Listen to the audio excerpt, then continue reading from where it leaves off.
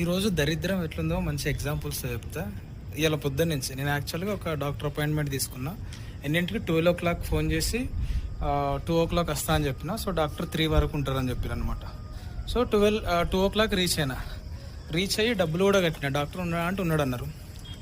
డబ్బులు కట్టిన తర్వాత నిమిషం ఏం చెప్పిళ్ళు, డాక్టర్ పైకి సర్జరీలో కోసం అని పోయిండు అని చెప్పిళ్ళు. సో ఎంతమంది వెయిటింగ్ ఉన్నారంటే నువ్వు ఒక్కడో వెయిట్ చేస్తాను, అందరు అయిపోయారు అని చెప్పిళ్ళు అనమాట. మరి ఎట్లా, నేను 1 hour ట్రావెల్ చేసుకుంటూ వచ్చినా, మరి ఎట్లా అంటే వెయిట్ చేయండి సార్ అది అన్నారు. లేకపోతే వేరే డాక్టర్ని కలవండి అన్నారు. వేరే డాక్టర్ వద్ద అదే డాక్టర్ కావాలని చెప్తే వెయిట్ చేయమని చెప్పిళ్ళు. సరే ఎట్లా లంచ్ టైం అయింది కానీ పక్క హోటల్కి పోయినా. ఆ హోటల్ కొద్దిగా ఫేమస్, ఆ ఏరియాలో కేపీహెచ్బీలో కొద్దిగా ఫేమస్ ఏరియా అనమాట. సో బగారా చికెన్ ఫ్రై తీసుకుందామని పోయినా అనమాట.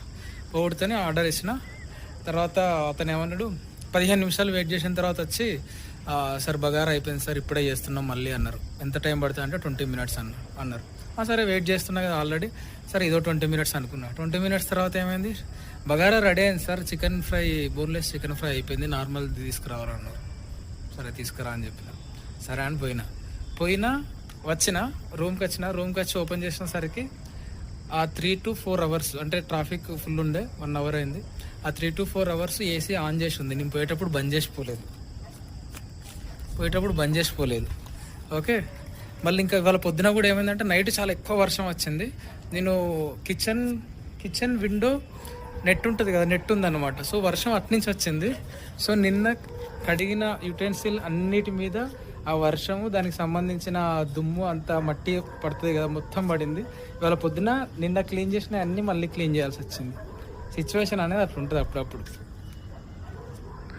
అండ్ నేను హాస్పిటల్లో వెయిట్ చేస్తున్నప్పుడే ఈ ఫ్లైట్ క్రాష్ అయిన న్యూస్ వచ్చింది అన్నట్టు. అది ఒక బ్యాడ్ ఎక్స్పీరియన్స్. అవి చూసుడితేనే నాకు కొంచెం, ఆల్రెడీ ఫ్లైట్స్ అంటేనే భయం, అవి చూస్తే ఇంకా భయం అనిపిస్తుంది అన్నట్టు. అట్లుంది.